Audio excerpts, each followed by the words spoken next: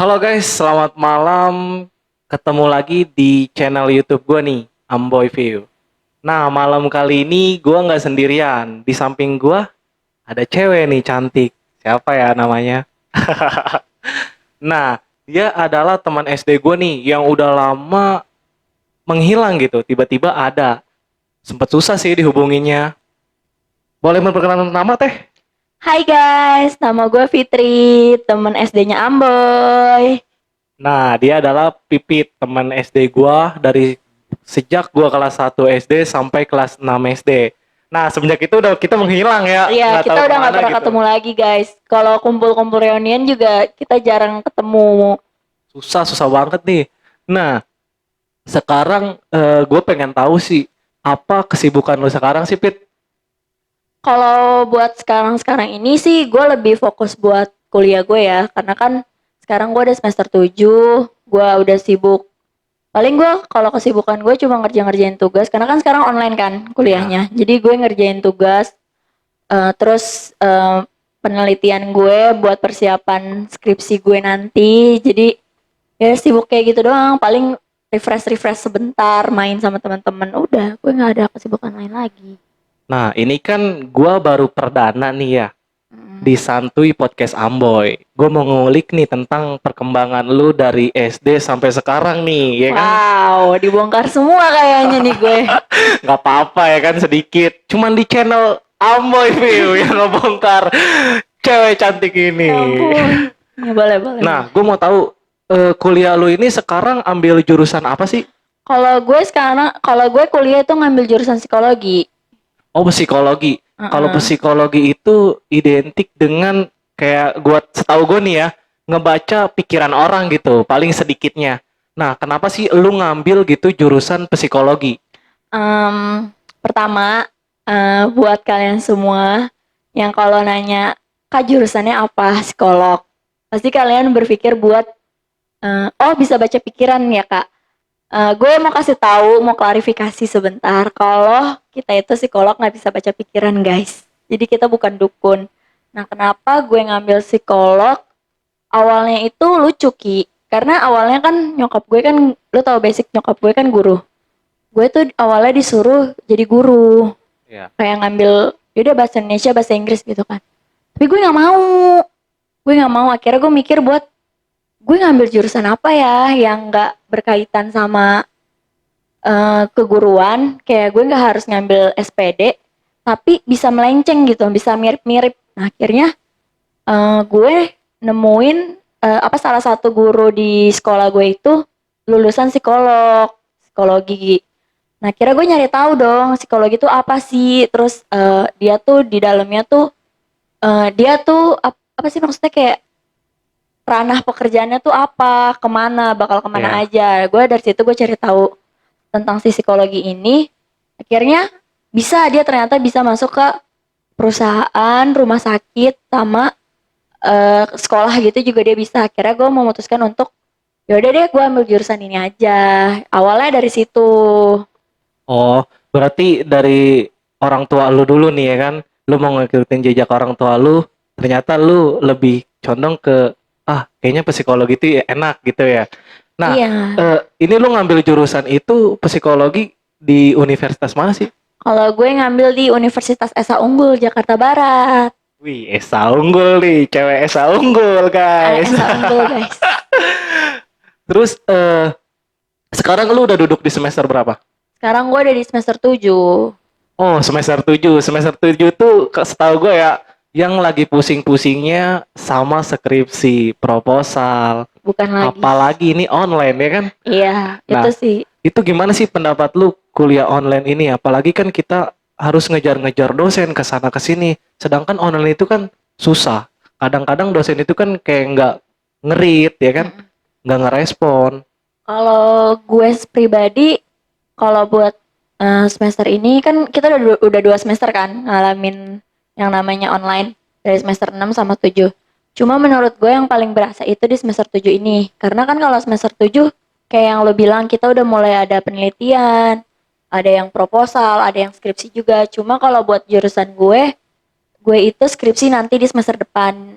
bisa diambilnya di semester 8. Jadi buat semester ini tuh lebih ke metode penelitian. Cuma ya memang kendalanya itu gimana ya? Kita tuh lebih dituntut untuk ngerti sendiri. Kayak ya udah lo dikasih modal nih buat video modul. Jadi lo ngerti gimana caranya lo bisa ngerti gitu Iya. sama materi itu.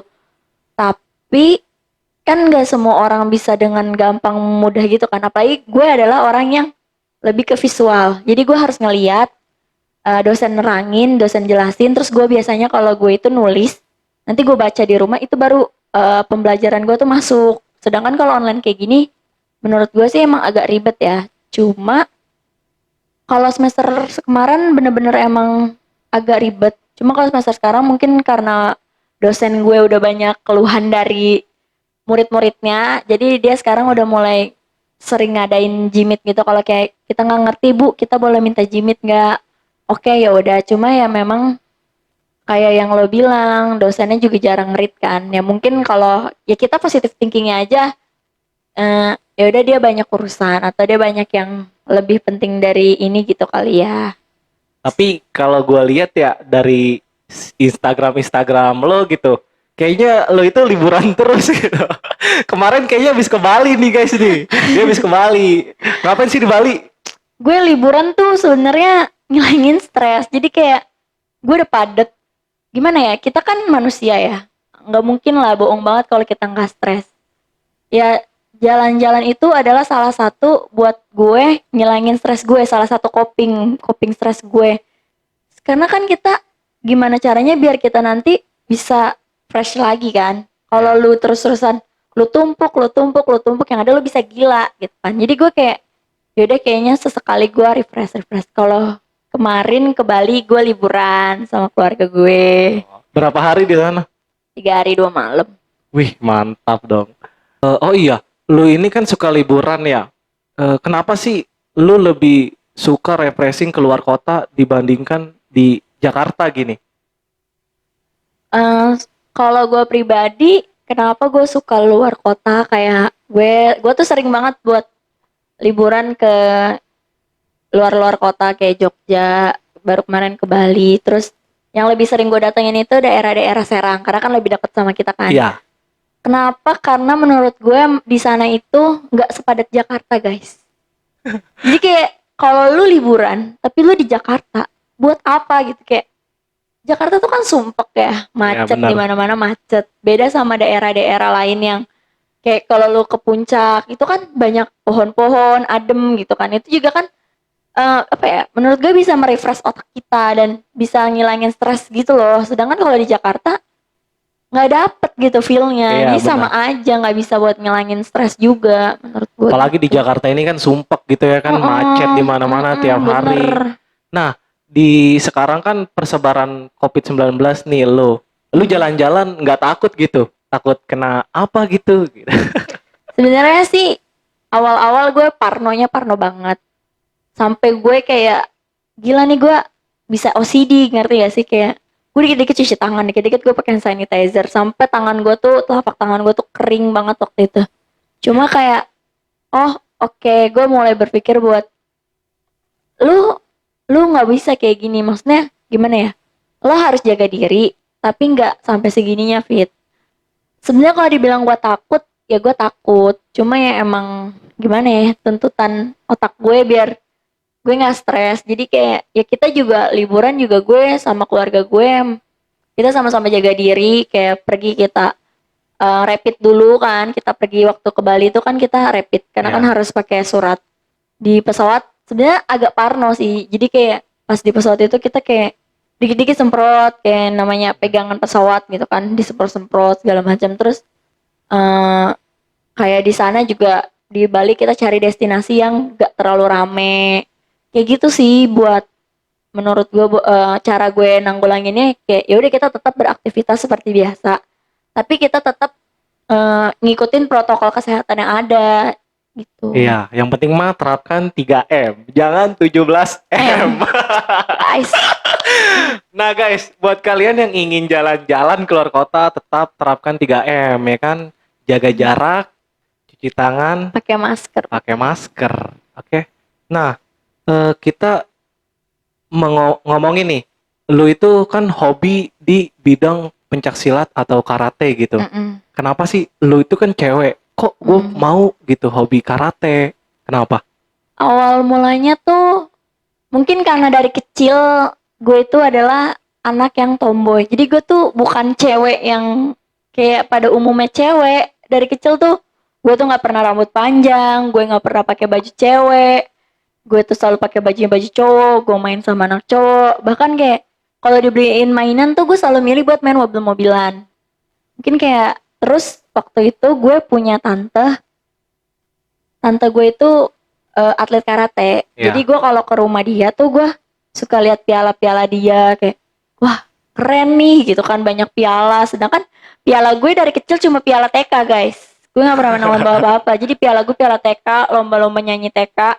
Terus gue mikir buat kayak ih kayaknya seru deh punya banyak medali, punya banyak piala. Akhirnya pas itu gue pengen kan gue bilang sama nyokap gue kayak Mam mau ikut karate dong. Terus nyokap gue cuma bilang, lo adek kan cewek, kenapa? Gak apa-apa pengen aja. Ya udah kira pas di itu di SMP gue ada eskul itu. Ya udah kira gue ikut sampai sekarang.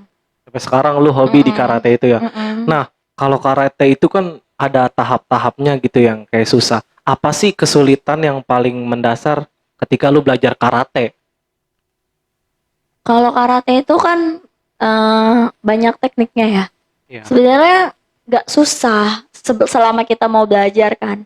Yang susah itu kalau kita gimana ya buat naklukin diri kita sendiri. Kalau gue ya kalau karate itu lebih kayak gue belum bisa buat naklukin apa ya ngelawan diri gue sendiri gitu loh kayak ya udah nih lu mau lawannya pelatih gue tuh selalu bilang kayak lo mau lawan siapapun lu nggak boleh takut tapi namanya kita manusia kadang kita ngelihat dia lebih jago dari kita dan ternyata dia lawan kita pasti kan kita down kan.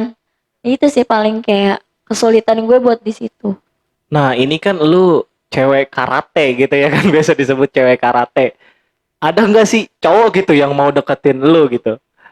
Dalam percintaan dia nih, kayaknya dia ganti-ganti cowok terus. Enggak guys, cowok gue beberapa kali pernah pacaran dari SMP, SMA, bahkan kuliah dan sampai saat ini. Ya emang nggak selalu berjalan mulus guys, tapi Iya. gue selalu ada orang-orang yang emang gue sayang tuh ada. Ya, yang penting dalam karate itu percintaan tetap ya. Iya dong, kan kita butuh semangat. Nah, butuh semangat. Nah, terus lu kan kemarin nih baru ulang tahun ya. Ya Mm-mm. udah happy birthday ya buat Pipit. Semoga makin Thank you. sukses selalu, makin Amin. sehat selalu dan dilancarkan rezekinya. Maaf nih, gue baru Amin. ngucapin. Ya gila parah banget, udah lewat berapa biar hari teman-teman guys. biar teman-teman juga pada tahu nih, ya kan? Sekarang umur berapa sih kalau boleh tahu? Tebak umur gue berapa? Kayaknya umur-umur 18 gitu ya. Gila, gue udah kuliah 18 tahun, umur gue 22.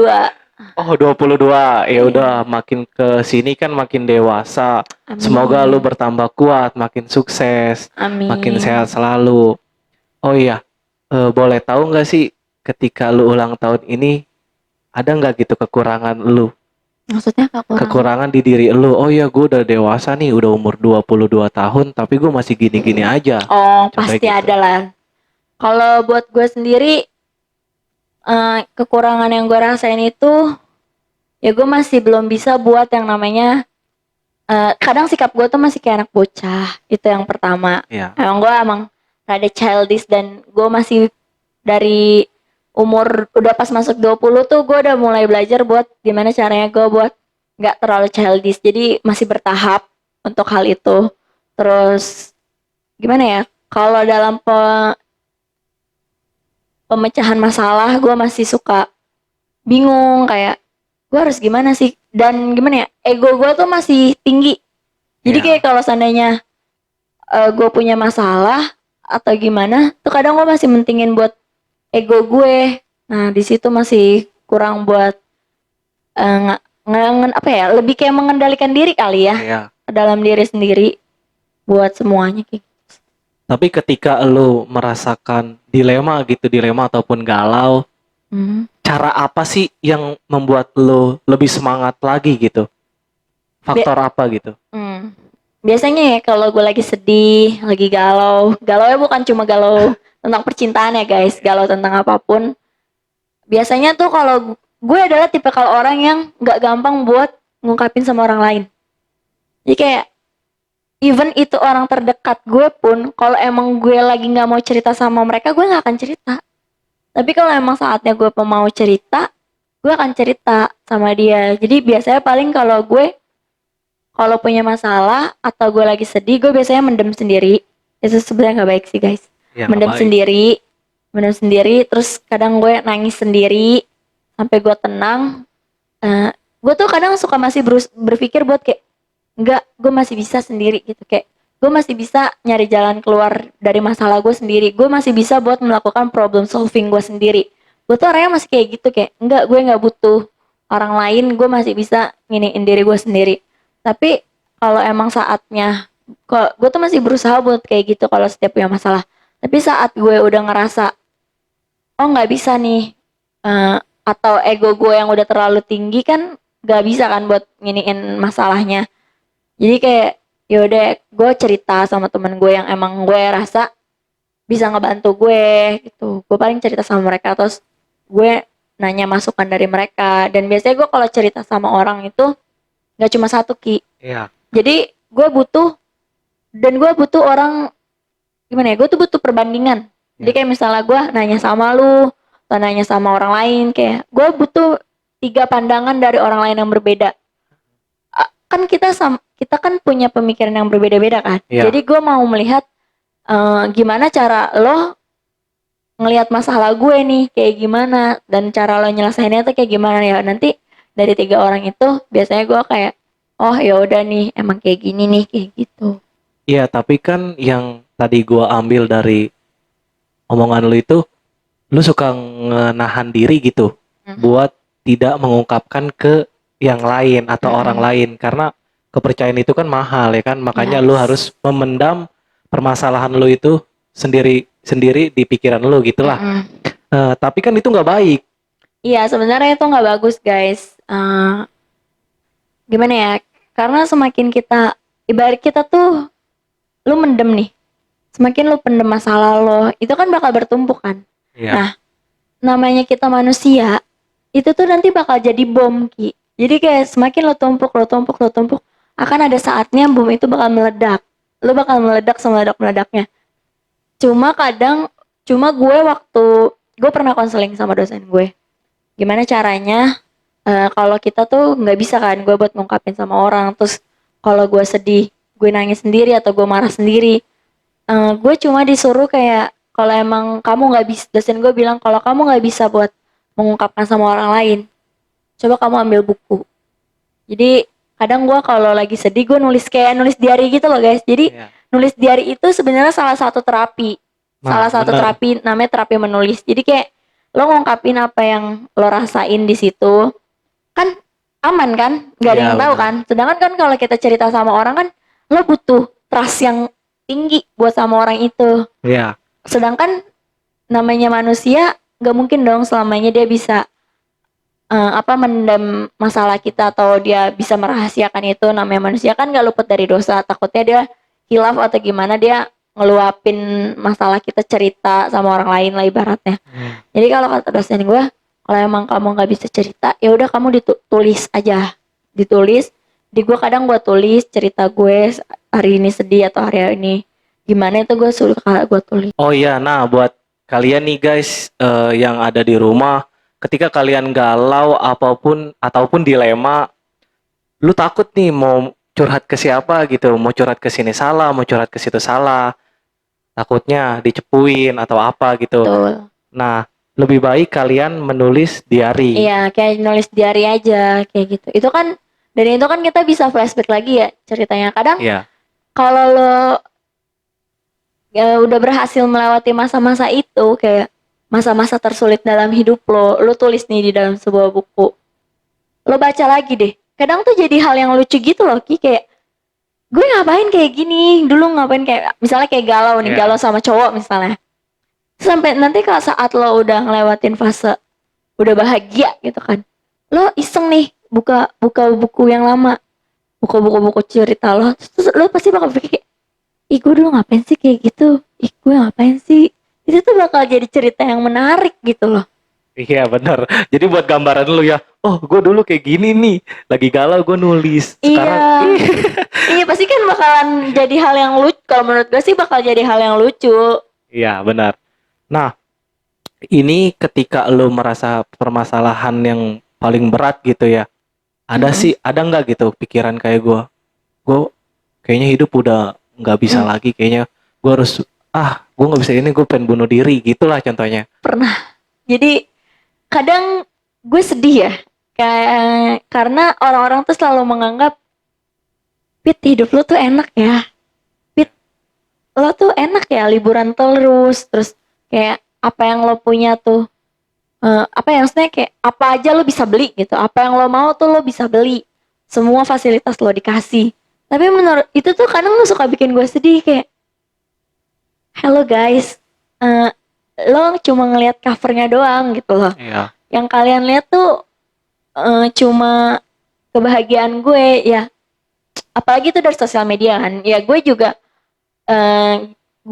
bukan tipikal orang yang mau nunjukin sama semua orang kalau gue lagi sedih, kalau gue lagi punya masalah. Gue bukan tipikal orang yang kayak gitu. Jadi karena menurut gue sosial media itu mending dipakai buat hal-hal yang happy-happy aja gitu, kayak kita nge-share kebahagiaan, liburan sama temen-temen. Jadi gue pernah di posisi kayak gitu Ki, Pernah ya. pernah banget sampai kayak gue mikir kayak, ih gila, apa gue mau mati aja ya, kok. Terus gue berpikir kalau kalau gue mati tuh ada yang sedih gak sih, kalau gue mati tuh ada yang peduli gak sih sama gue pada malah pernah berpikir buat kayak, kalau gue mati ada orang yang sedih gak ya pas gue mati, ada yang nyariin gak ya, kayak gitu. Itu tuh benar-benar the real, gue pernah ngerasain itu di mana gue punya permasalahan yang emang bener-bener titik berat banget dalam hidup gue. Iya, pasti orang lain kan ngelihatnya dari cover lu ya kan. Hmm, Wih, si ini enak nih, si itu enak. Padahal di dalam kehidupan itu pasti dia dia sendiri memiliki kekurangannya ya kan. karena kan kehidupan kita juga nggak mungkin mulus-mulus aja kan, nggak Iya semua orang benar. punya, gimana ya, artis yang kalian lihat pun pasti ada cacatnya guys, nggak semua orang tuh kayak, nobody perfect gitu menurut gue, nggak ada manusia yang sempurna, semua orang punya kekurangan, semua orang punya masalah dalam hidupnya. Cuma mungkin mereka nggak mau menunjukkan aja, dan emang kayak, yaudah lo cukup tahu aja senangnya gue, lo nggak usah tahu sedihnya gue, karena menurut gue nggak semua orang tuh beneran peduli Ki sama kita.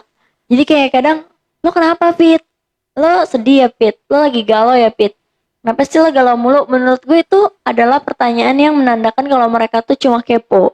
Iya benar. Mereka tuh lebih kepo sama kehidupan gue dibanding dia care sama gue. Jadi menurut gue nggak usah lah buat ngepost-ngepost yang sedih-sedih kayak gitu. Iya. Ya soalnya kan yang orang lain lihat di media sosial lu gitu ya kan. Ya, Lu posting yang kayak liburan, tapi itu kan merupakan bermanfaat juga kan buat lu buat nge-refresh otak. Di sisi lain juga lu kayak rumah ada, orang lain ngelihatnya ya kan, mobil punya. Nah, tapi di dalam situ lu pasti merasakan permasalahan yang ada di dalam keluarga lu itu. pasti pernah lah, pasti semua orang juga punya masalah keluarga, masalah diri sendiri, masalah cintaan, masalah kuliah, semua pasti pernah ngalamin maksud kayak gitu. Iya, orang tua lu nih udah bangga nih sekarang sama lu, pastinya ngeliat lu udah beranjak dewasa kan, dulunya kan kecil nih guys.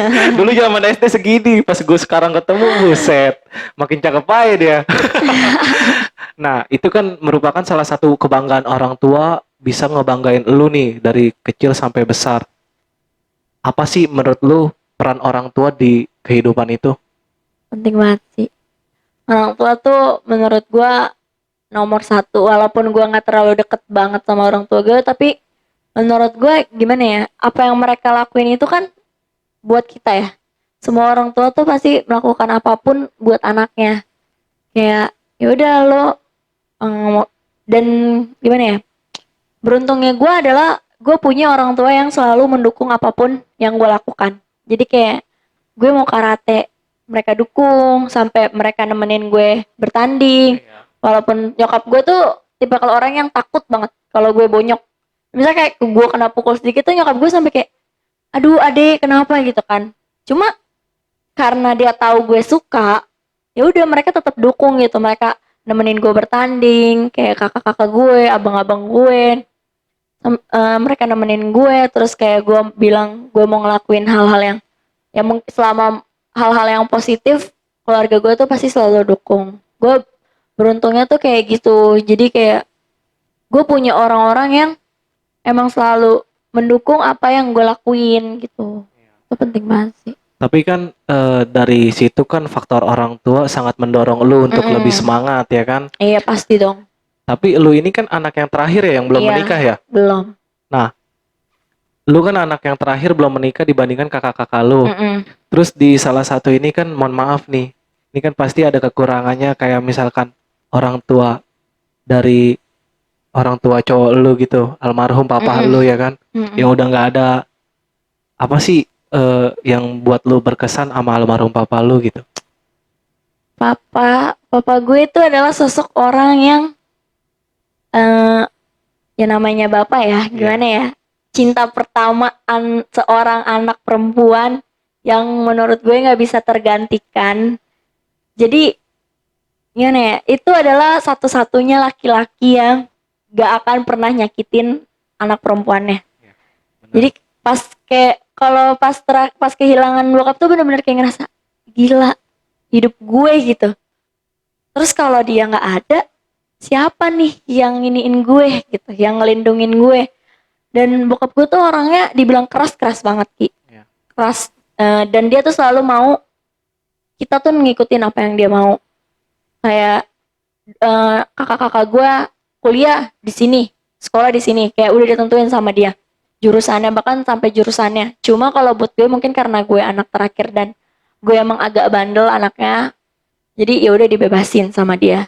Dan dia tuh orang yang paling apa ya, menurut dia tuh pas gue tahu gue masuk karate dia tuh excited banget Ki. Ya mungkin gue beda dari yang lain kali ya, karena kan Iya. gue tomboy kan dari kecil.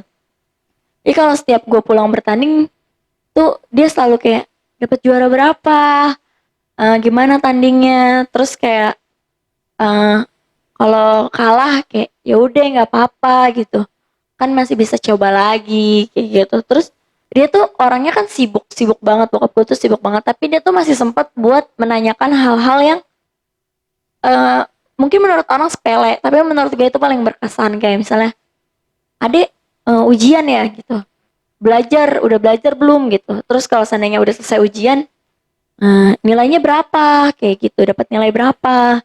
Terus kalau ngambil rapotnya bagus gak.